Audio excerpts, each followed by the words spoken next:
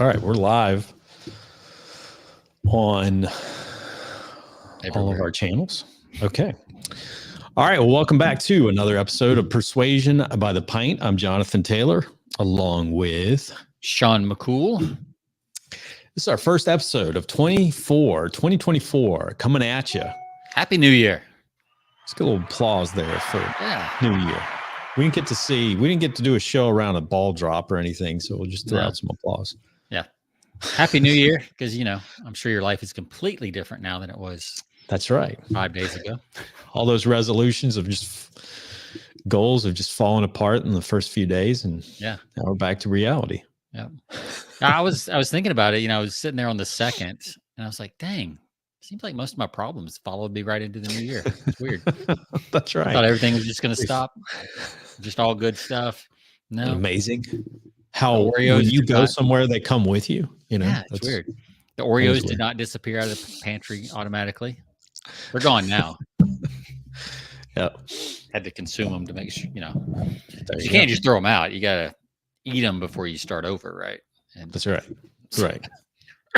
I still got this cough that followed me into the year too. So whatever. That's a gift that's just been given all the month of December and into the new year. Tell you what, I don't believe this New Year crap. I don't think it's real. No. I think it's just the same old. So, yeah. The only thing that changes is maybe you. I don't know. Yeah, maybe. We'll see. Maybe your perception. We got some cool stuff to talk about today. Yeah. Before we get to our beverages. You got a new toy, so we'll talk about that. And it's really cool. I don't want to give too much away, but it's really cool. It's a way to increase your content this year. And maybe, especially if you're one of those people who get your best ideas kind of while you're out and about, maybe walking or running or playing golf or whatever. This might be the tool that you've been waiting your whole life for and didn't know it existed, because it didn't exist until a couple weeks ago. No, this is a real cool company. Been following them for 2 or 3 years on this project, and they launched it this past year. I decided to give it a whirl. It's pretty cool. Pretty cool stuff. Those are some keywords: launch, whirl, launch. Yes, whirl. Yeah, those are all. So, but if you saw the title, you already know what it is. And then you got some envelopes we're going to look at, and then I've got a couple of.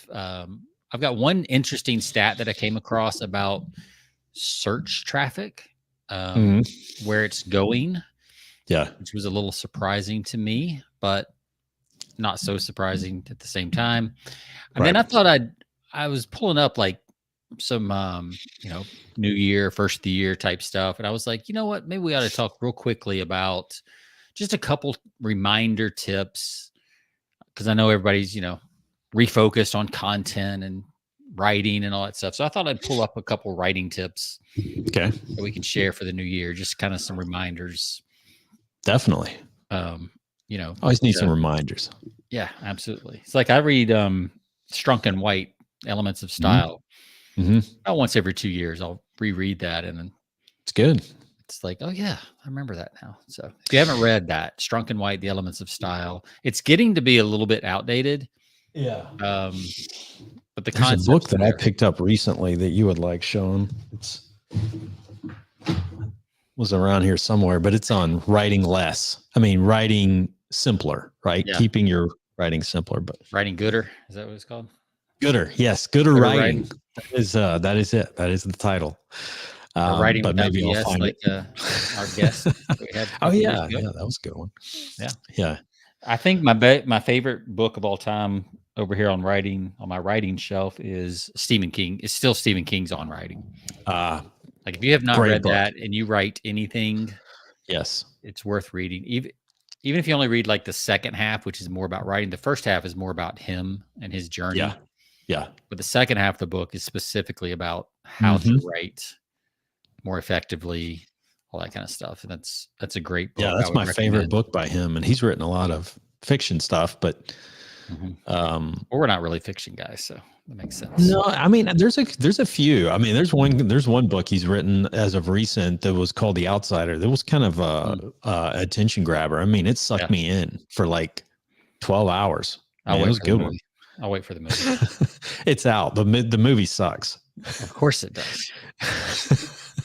It's rare that you get a movie that's, unless the movie comes out first and they turn it into a book or whatever. But I read the Celestine Prophecy this past year, which is an older book in kind of the personal development space, woo-woo space.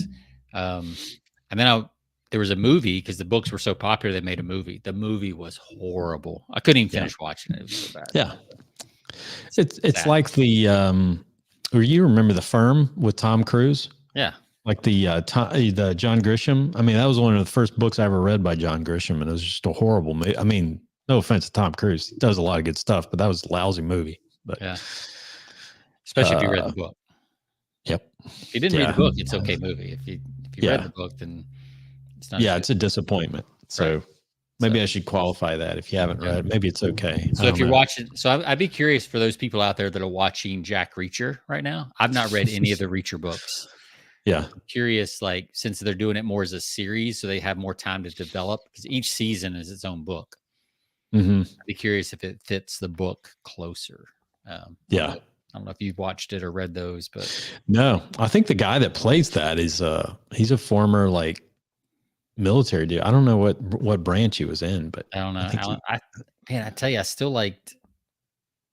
I have a hard time liking him. I like Tom Cruise in that role. Maybe just because I saw him first in that role, but I like the quirky. He's a lot bigger than Tom Cruise. Yeah, and that's actually to me like takes away from the Reacher persona. Right. Because he's like, you want the little guy to be able to. That's true. Take on 6 guys, not the big giant. Yeah. So, but what do you have over there to drink? I think you have something there that I might recognize. Yeah, I think so. I think you would know this one well. It is the Patriarchy Unicorn Farts After Dark. It is a chocolate cinnamon breakfast stout. Now I don't know if this is the exact one that you had. Yeah, okay, it is.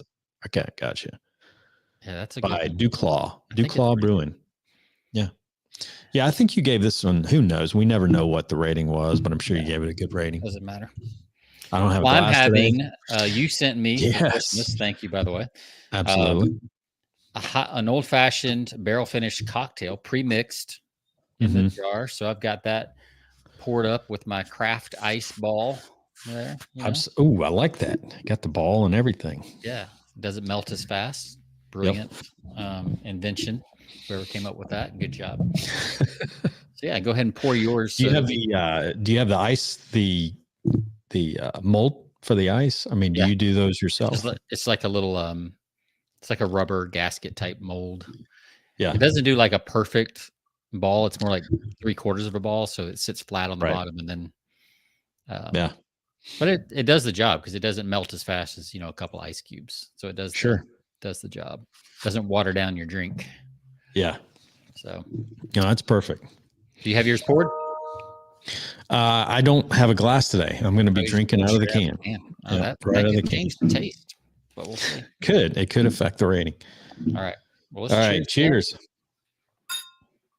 All right.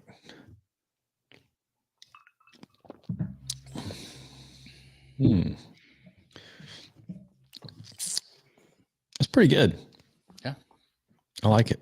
Yeah, I remember liking it too. So I'm gonna give the old fashioned here. It's pretty hard to screw up an old fashioned, but I'm gonna give it a 4.5. Just a good way to enjoy a nice rye whiskey here. So 4 or 5.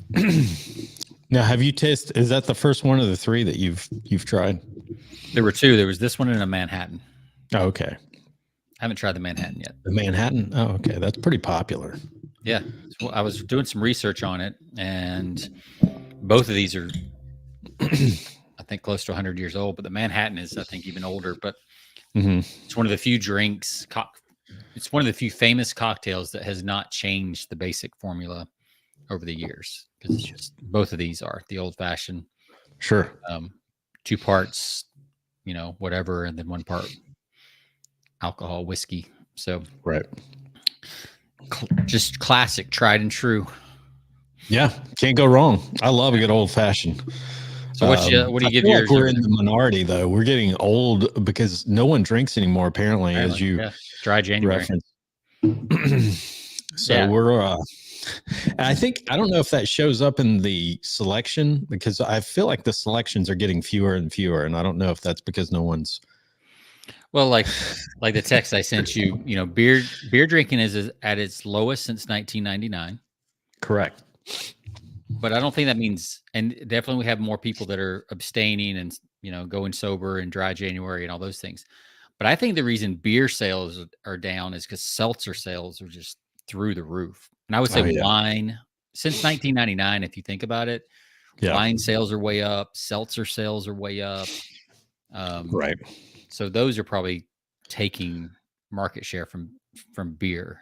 And craft breweries, I mean, have had a rough go the last year or two. Oh man, can you imagine? I mean, overpopulated, part of the problem. So, right. So, what do you give your unicorn farts?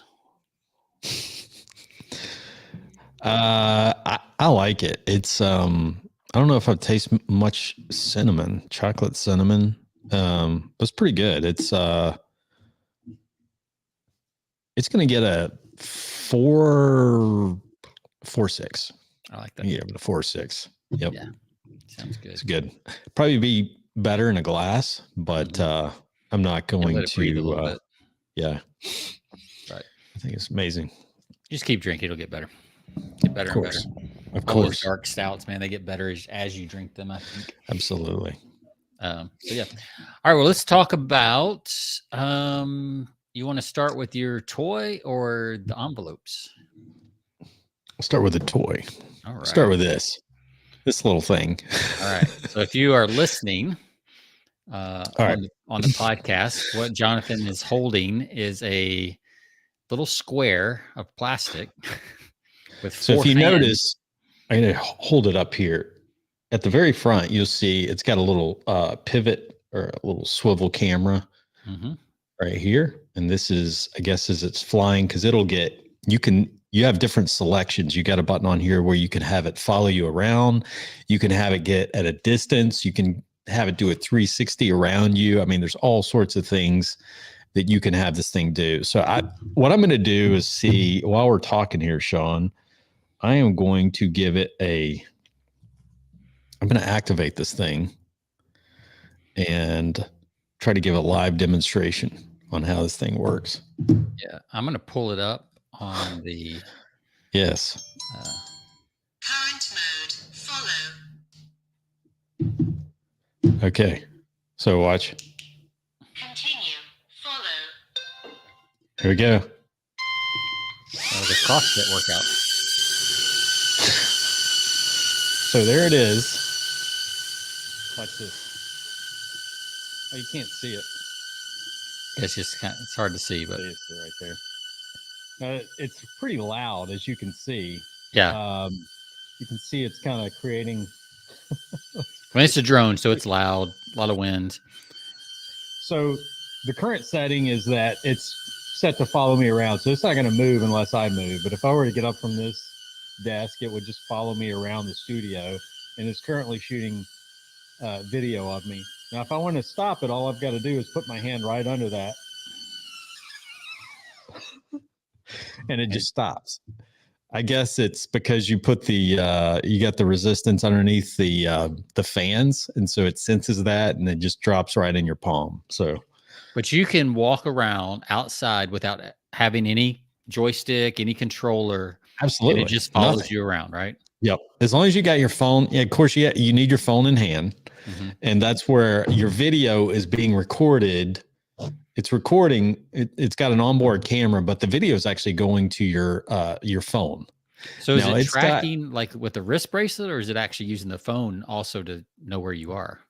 I think it's using the phone too, but it also, I think one of the setups when you're setting the thing up, you kind of have to hold it eye level so it can kind of, I guess it needs to adjust on where you are. In case you're an Oompa or something.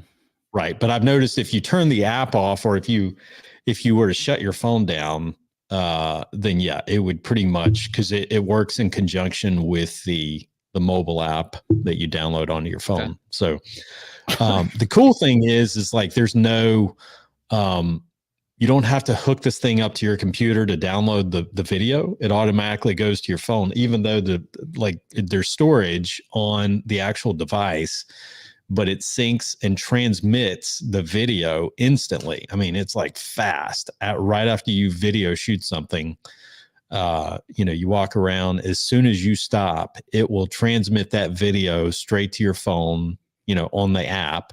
And then you can download that into your video or your camera, your camera listing. So, yeah. So you've got all that video, and it's fast. It's amazing how fast it is. Now you added a microphone to yours, right? Because it doesn't come with a microphone. Right. So what I do is I use what you want to do is, which is amazing. We were talking before the show. I was a little nervous about the sound of you can hear the sound of the fans, which is annoying. Yeah. But it doesn't pick up any of that when you're shooting video. You can walk around, and I would recommend using an external microphone system with your iPhone. You can use your onboard mic, but it doesn't sound as good. So what I've got is a little, it's one of these DJ, and I'll post it in the show notes, but one of these external mics. It's a wireless mic that I hook into my iPhone. Mm-hmm. Great audio. I mean, I seen a video yesterday, and it was like, it sounded great outside. You couldn't hear the fan at all. It's like, yeah. And I was up close to it. It's like, what? This thing is right next to you, and you can't hear, those fans whirling, which you can hear it at the time, but you can't hear it over the video. So right. It's pretty amazing. Yeah, that's pretty cool. It's great. So here's the thing. If you love doing content, like I bought this thing for multiple reasons. One of them is, I've got content that I want to create while I'm outside on a golf course for one of my Selling on the Green projects that I've got coming up this year. This is going to be perfect for that. So I can record video content out on the golf course and video tips. Yeah, there you go. Hovercam. Yeah, gethover.com is one of the sites. There's a couple others. If you put Hovercam in Google right now, it's all over the place. Right. But yeah, it's a lot smaller than I thought it would be when you just texted me a picture of the camera itself. Oh, it's lightweight and it's small. Yeah. And I even got one of these little, like you can get one of these little, this little case right here. Yeah.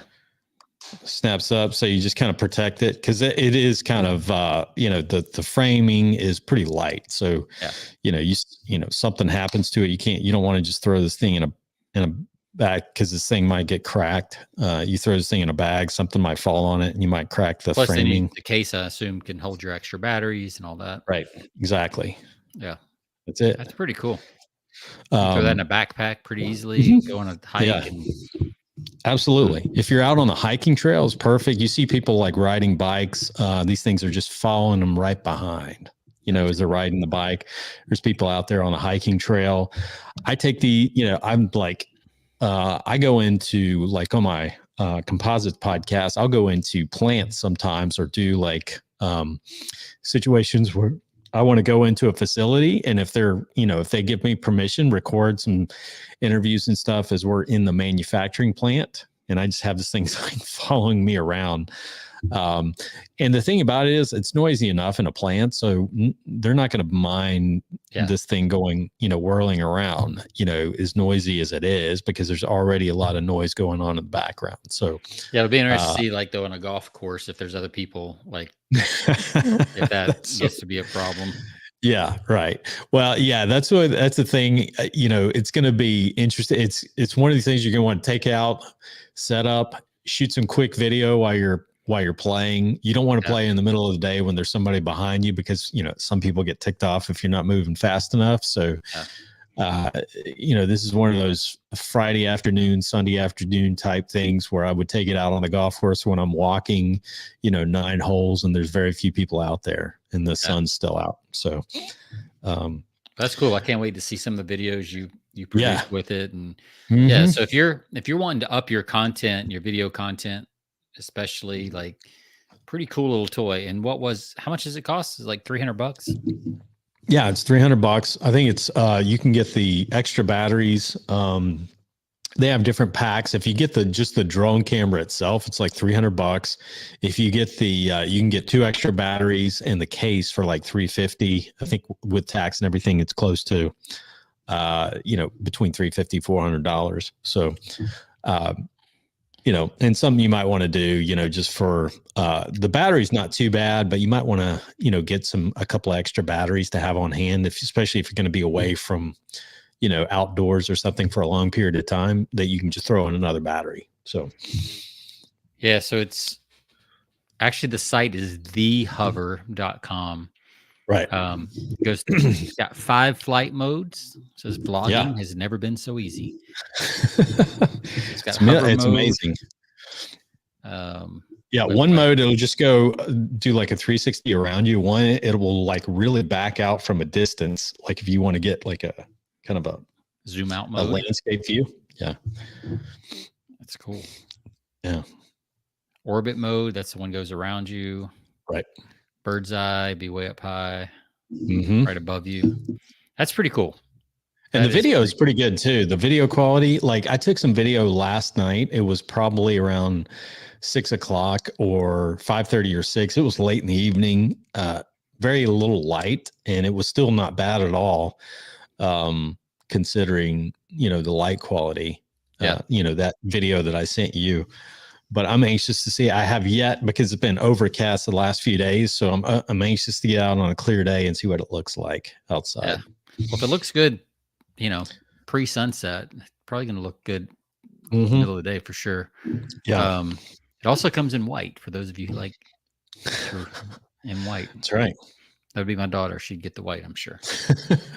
I sent it to her. I was like, this would be great for beach videos and all that kind of stuff. Absolutely. Yeah. Cool. So yeah, cool. It's fun. It's a fun tool. I had it in the house the other day shooting, and it was just kind of following me around everywhere I went, like a little puppy dog. Yeah. When you sent me the one, you were outside and you walked into your office and it followed you through the doorway. It paused a little bit, but like it figured it out. Yeah, absolutely. Crazy. Yeah. I made the turn and it followed me right on in. So man, that's cool. A little shaky, but yeah, cool way to, if you don't have somebody that's following you, that you have to follow you around with a camera, everybody's doing cheaper than a videographer, TikToks and Instagram and all that stuff. This is the way to go. Yeah. And at $300, that's a lot cheaper than a full-time videographer. Absolutely. Yeah. Even a part-time. Yeah.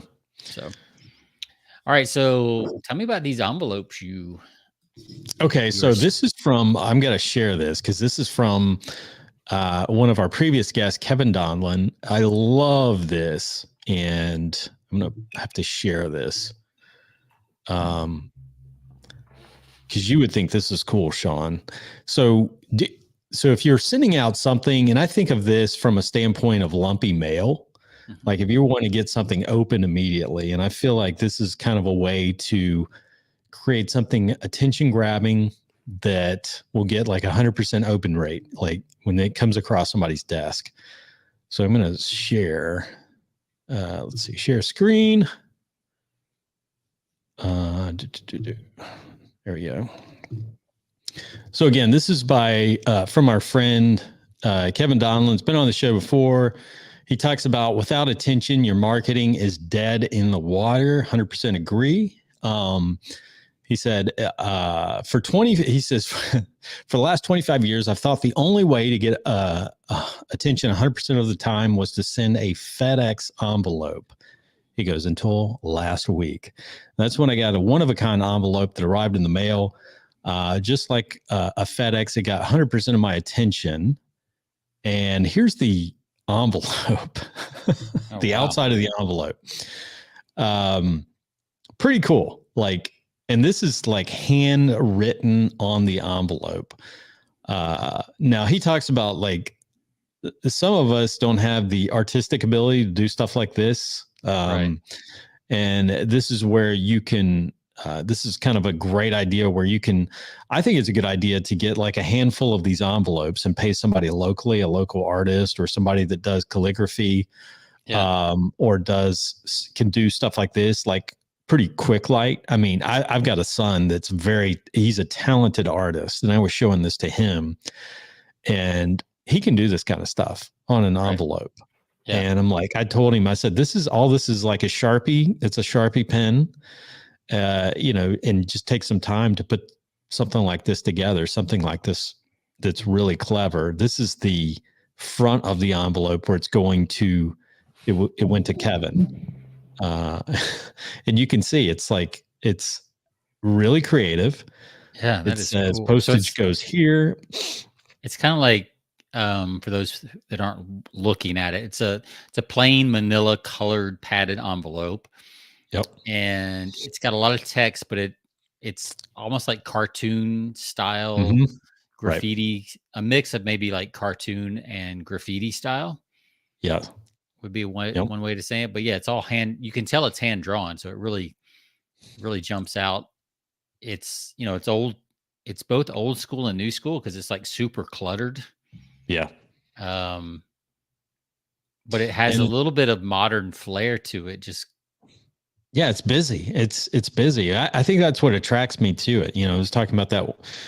I was featuring that one book on writing with emotion that we were talking about a few weeks ago. Like you don't see books like that. You don't see like busy stuff like this. To me, this captures my attention.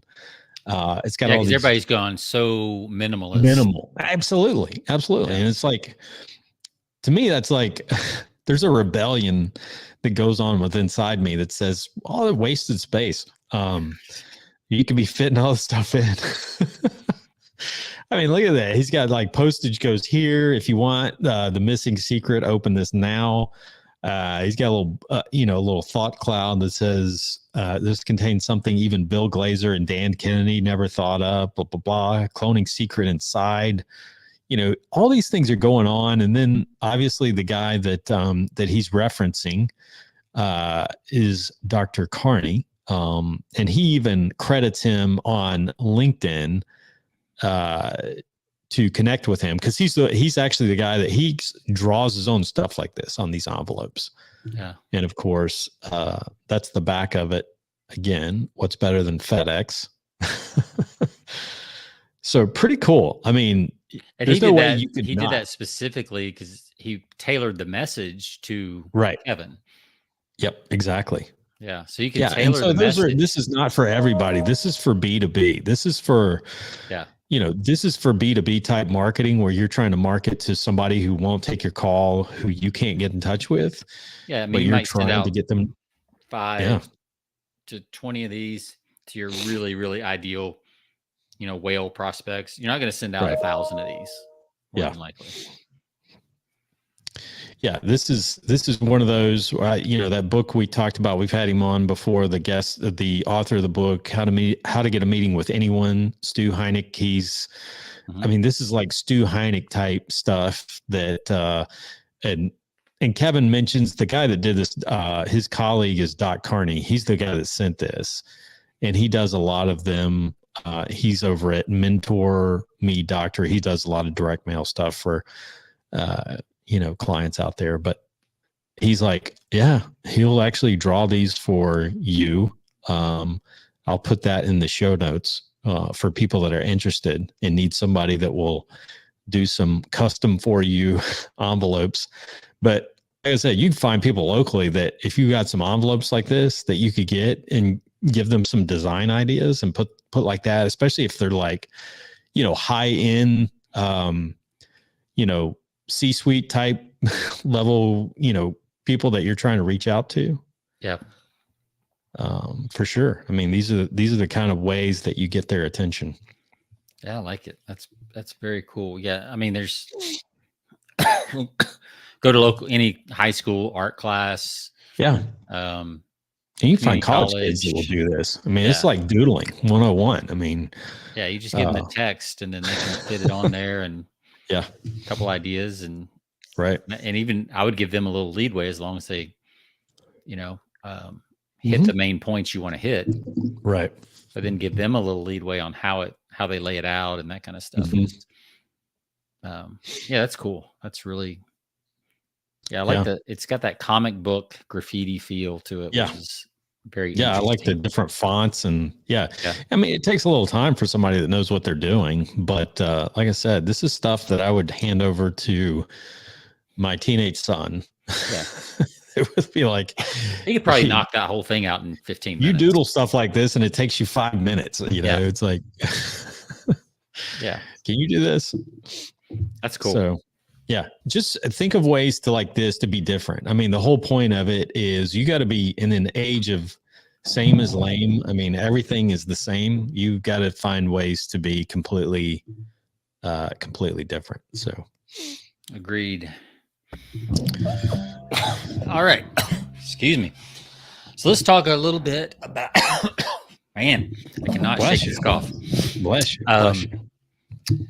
So talk, going into the new year, some people's resolutions might be, write more, write gooder, write more effectively. So I've looked up a couple different things and I found a couple articles about just, writing.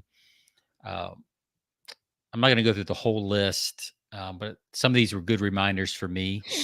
Number one is just to brush up on the basic principles of writing, grammar, and spelling. Now, I don't really care if you have typos, but some people do. Although that's a great way to find out who you don't want to be a client. Is anybody that writes back and complains about your grammar and typos, especially if they like if they're just letting you know, that's okay. But if they're like berating you because of it, right, you do not want that person as a client. It's a good, you probably don't want them, but it's still good to kind of keep up. And so that's why I recommend, once a year, once every 2 years, reading a book like Elements of Style from Strunk and White. Yeah, absolutely. Super short book. You can read it over lunch, just kind of go through it. So that's one. The other is to write like your job, write like it's your job, because it kind of is. If you're in business, everything you do is based on writing, whether it's a YouTube script, if you're outlining an idea for podcast or video content, you're probably writing it first. Right. A lot of people. So it's important to get good at writing, blog posts, Twitter threads, whatever you're writing. Get gooder at writing. Get gooder and gooder. Get gooder. Yeah. So that requires that you practice on a regular basis, not just when you're putting out content, but even practicing between that. And one of the best ways you can do that is to read more so that you know what good writing looks like. Absolutely. Now, if you've ever been reading a book and you see a turn of phrase and you're like, whoa, that landed like that. I was reading something today. I don't know if I can find it real quick, but it's actually a book about writing, because this time of year I tend to kind of review that kind of stuff. This book is Unless It Moves the Human Heart, The Craft and Art of Writing. This is a little bit more like fiction writing stuff, but there's always, one thing fiction writers do really well is they paint pictures, they tell stories really well and really compelling. But I was reading this section about throat clearing, which is basically not getting to the point of what you're talking about or what you're writing about, especially. And just the way he explained it was just really cool. And there was a couple lines, they really won't make much sense out of context, but it's like he built up to it. And then when he dropped this line, it was like, oh, like everything just clicked. Right. So, you'll recognize that the more you read, the more you'll recognize that. And I think it's Stephen King in On Writing that we were talking about earlier. He says that unless you read a lot, you do not have the tools to be a good writer. Right. So, he even said he keeps even when he goes to a baseball game or something, he's always got a paperback, just in his pocket. I don't know, maybe a Kindle nowadays. He reads 4 or 5 hours a day. Yeah. Is what he said in his book. And absolutely. Warren Buffett does the same thing for different reasons, but so reading a lot will help you. What's the name of that book that you just mentioned? Unless It Moves the Human Heart, The Craft and Art of Writing by Roger Rosenblatt. So Yeah, it's a good little book. Quick read. It's like 150 pages. It's just got some really good ideas in it. And if you've never read Bird by Bird, I think it's Anne Lamott. Bird by Bird. It's one of the most famous writing books ever written. It's funny. It's engaging. I think I have. Yeah, that's a really good book about writing. And it's not neither one of these are marketing books. It's more about the actual craft of writing. Right. And I know some direct response purists might be like, well, that's different, but there's a lot you can learn, I think, from fiction writers that you can apply to direct response. Because the really good fiction writers their writing is still tight. It's compelling. It keeps the page moving, all that kind of stuff, which is what you want in direct response as well. It's good. Another thing is to join a workshop or a meetup or take a night class in writing at your local college or something like that. Like a creative writing class, not a English grammar 101 class, right? You want more of the creative writing. And a lot of the times those night classes at colleges are going to be more of the creative type writing, that kind of stuff. And if you don't use everything, you may pick up one or two things that completely changes the way you see writing and the way you develop your writing. Right. So it's like, I mean, I took a comedy class at one of the University of Tennessee, like the adult night classes. Not those kind of adult night classes. That's a different thing. Be specific there, Sean. Yeah.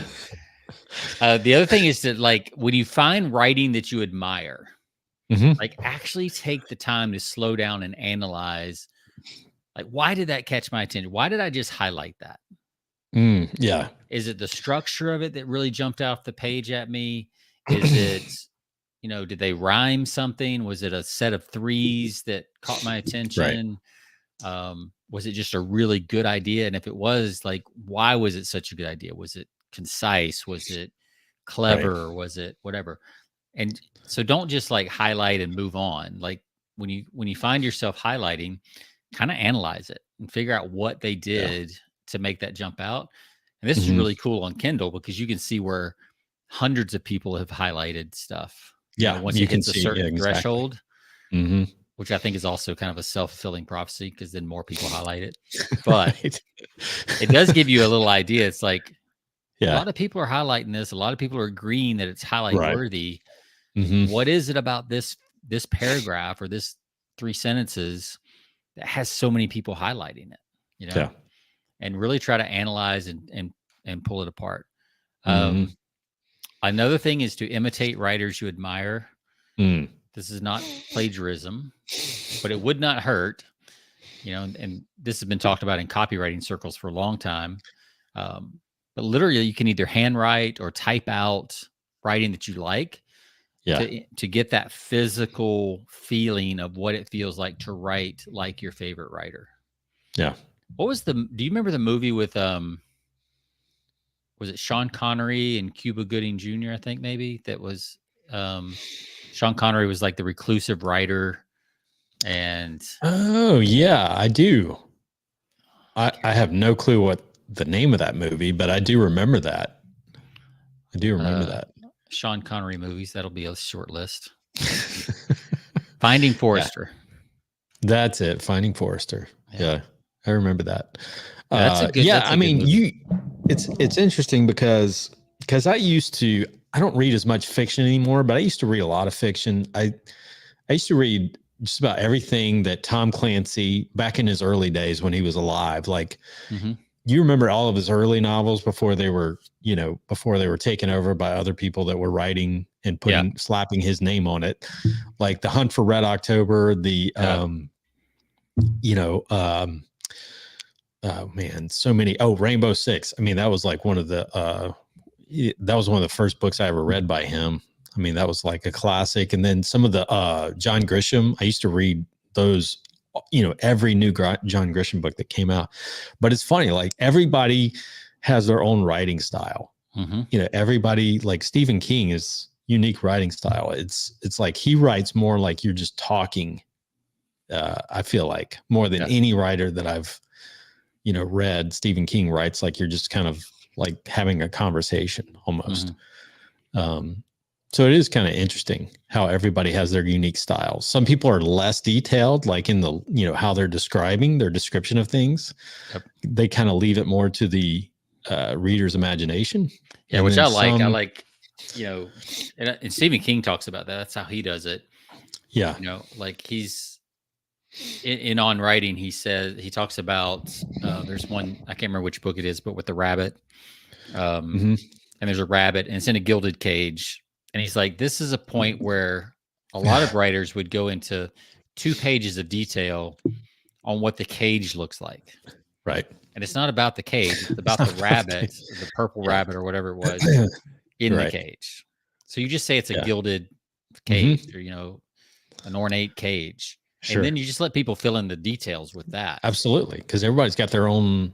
But if you start saying black iron with gold accents and the gold leaves were the gold leafing was imported from Italy, like nobody cares.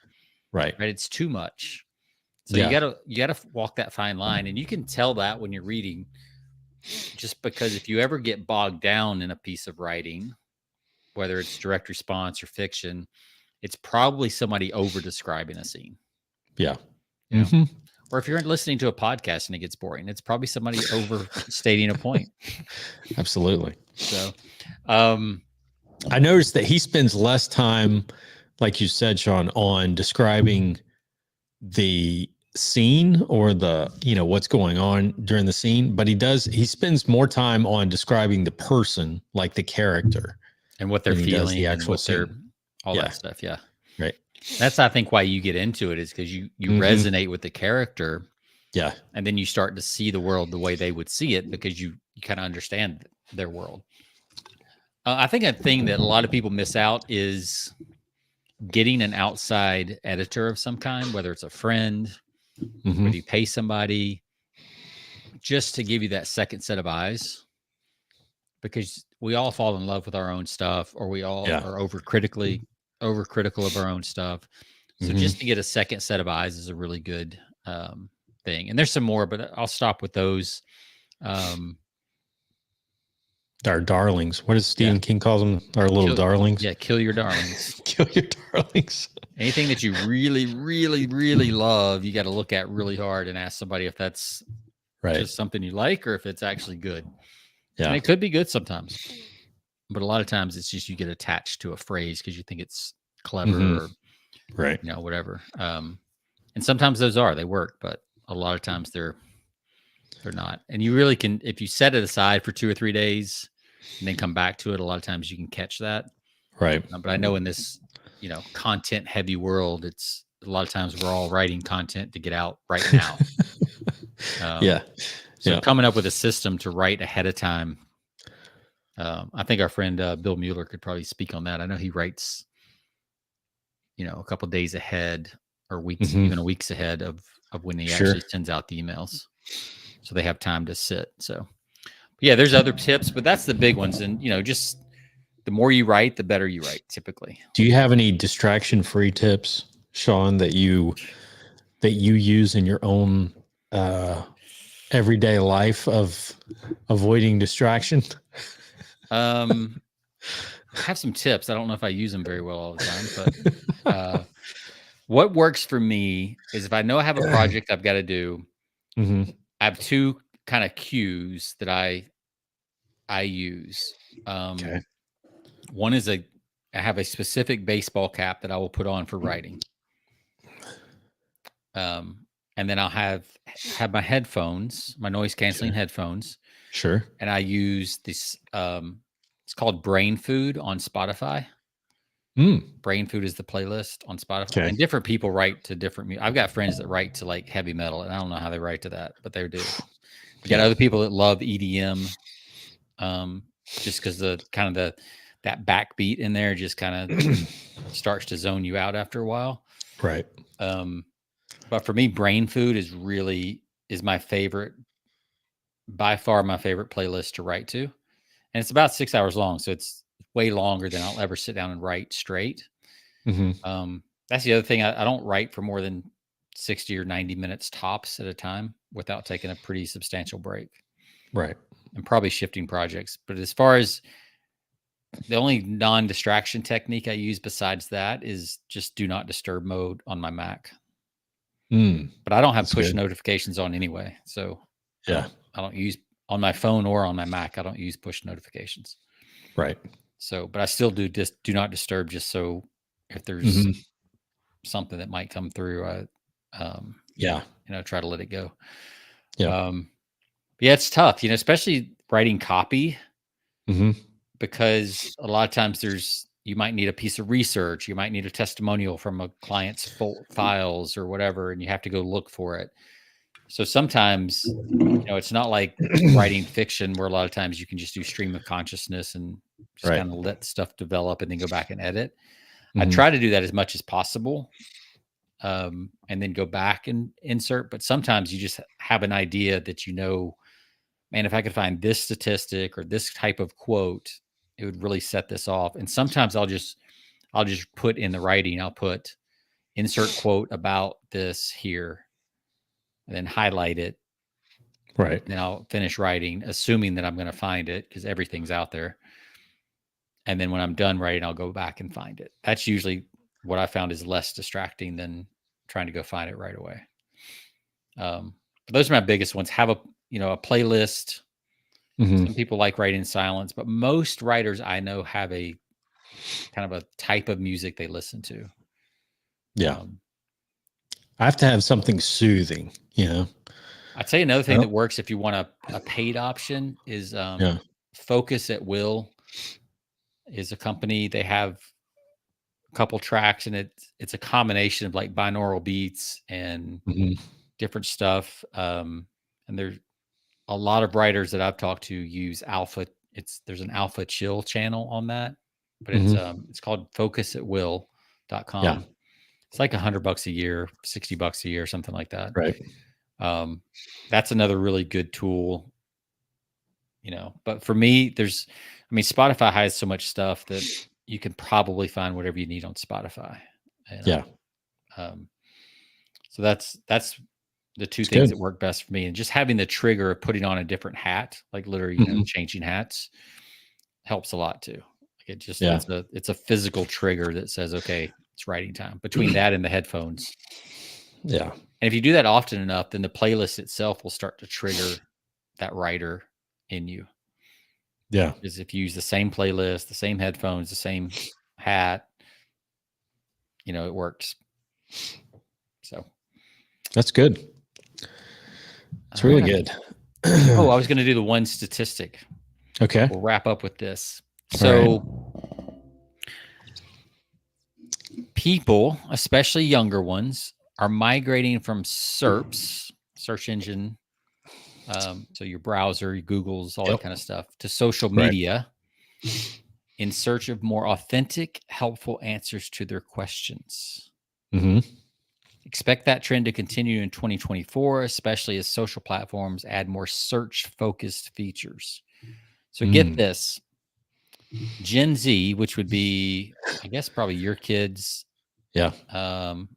My daughter, I think, is Gen Z.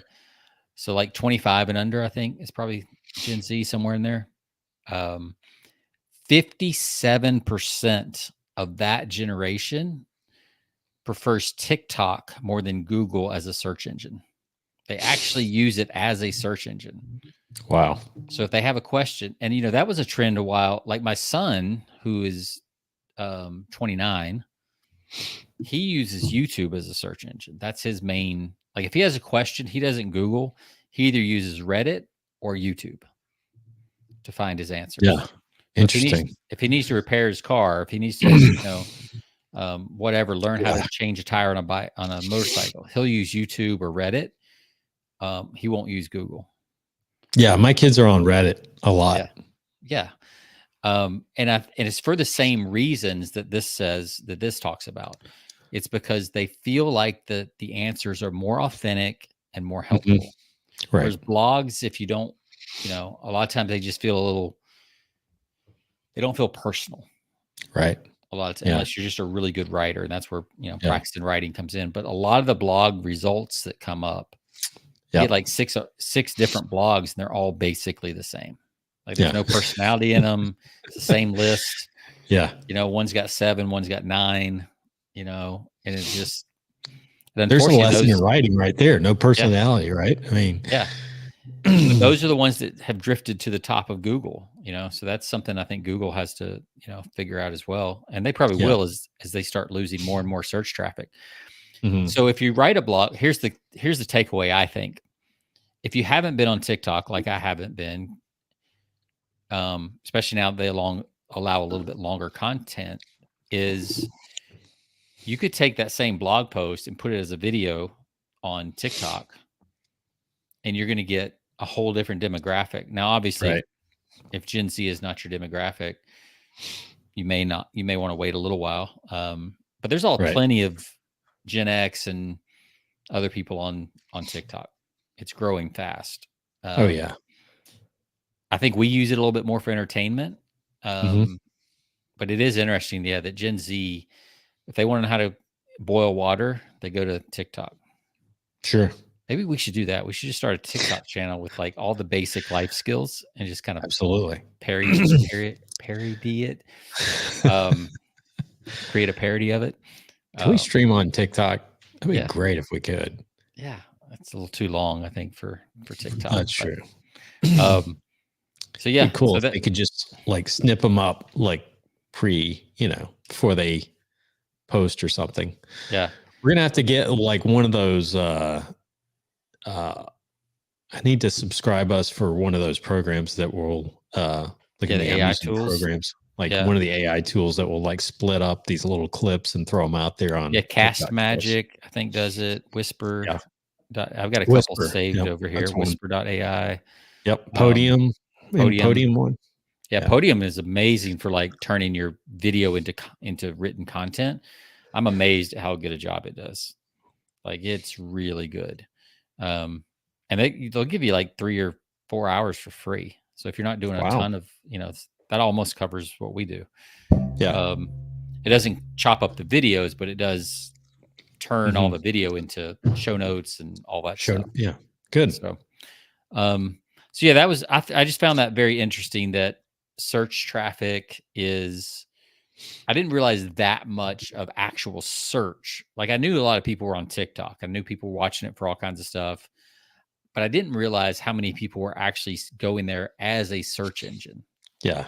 That's what kind of took me by surprise. So, I know it's, and the guys like Google and Bing, all those guys are sweating out there. Yeah. Between AI and video content, they're like, they're sweating. But I think that from a human nature and persuasion standpoint, why are they doing that? Yeah.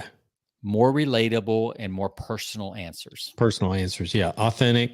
Whereas you just get like, what happens when you do a Google search? Like it feels like the first half of the page is filled with, paid sponsorship, type content. Yep. Like you don't know what's real, like, or what, somebody's trying to sell you something. So, it's really no wonder why they're going to those platforms to avoid, getting, stuff that's really just has an agenda, it's being sponsored. Well, I know when I search anything like supplement related or vitamins or minerals or anything like that, I get the same 4 or 5 sites, WebMD, Very Well Health. Like I get the same 4 or 5 because they are content mills. Yep. Anything related to any search around supplements or health or anything like that, they are trying to dominate, and they're doing a good job because they're showing up first. But now it's gotten to the point because they all sound the same that I just skip past those, and now I have to go to page 2 or 3 and look for. So now I guess I'm going to have to go to TikTok. The problem is I need a transcription feature for TikTok, because if I'm using this in my writing, like pulling stats and quotes, I can't. I don't want to sit there and watch the video 14 times, Right. But if I'm learning, if I need to make macaroni and cheese, or if I need to learn to crochet, I can see how a video would be more helpful. Absolutely. So I think it depends on what you're doing and what you're looking for. What your agenda is. Yeah. Like, because if I'm making something like food or something like that, I don't want to read it. I want to watch somebody, you know? Yeah, and that's where So it YouTube really depends. and all this and TikTok and all these Mhm. these are coming in. So, there was a. Let me see if I can pull this up. See if it'll pull up on the computer. I saw this. I was going to talk about this. I don't remember when I saw it. If I saw it after our last show, but it was a. Oh yeah.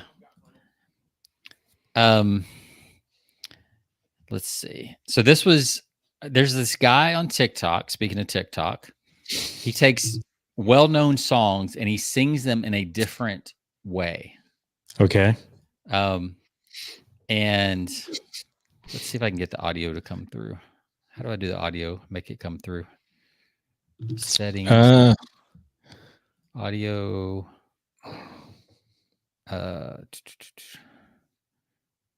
Yeah, I think you might have to. I don't know if it's going to play it over. Yeah, because I don't have the thing. So Grandma got right over. So anyway, look this up. So this guy's Just Joey Syracuse, like Syracuse, New York. Just Joe Syracuse, New York. And then look for Grandma Got Run Over by a Reindeer, done in a minor key.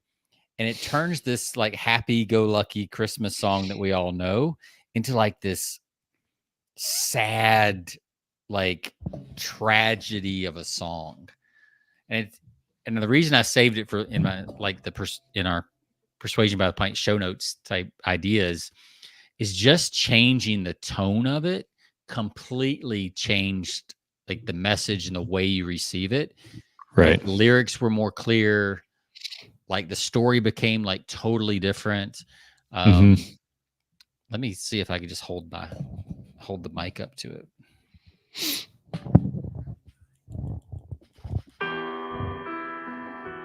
Can you hear that? Yeah. Grandma got run over by a reindeer. Walking home from our house Christmas Eve. You can say there's no such thing as Santa, but as for me and Grandpa, we believe. She been drinking too much eggnog. It's perfect. And we begged her not to go. But she forgot her medication. And she staggered out the door. I think this version makes it even more funny. I know. When we found her Christmas morning at the scene of the attack, she had hoof prints on her forehead, incriminating claw marks on her back. Yeah, I like this version. I think that Grandma got run dude, it's so good. And then it ends with just like that. I think it creates it's kind of one of those, it kind of wakes you out of your slumber. Like we've heard that version of the song for so many years, and this is kind of a different one. So to me, it makes it even more funny to hear. Well, I mean, that's a good point. It's like changing format, right? Changing from, if you've been sending the same email and it's pretty good and then it stopped, send it in direct mail in a new format and it will hit differently. Yep. But man, I started following this guy because he does all kinds of songs and stuff. But that was by far, I was like, oh my God, that is like, that's how the song should have been sung in the first place. Like, I know it was a funny song. Sure. It probably would have never been a hit if he sang it this way. It would have been too, it would have been too serious.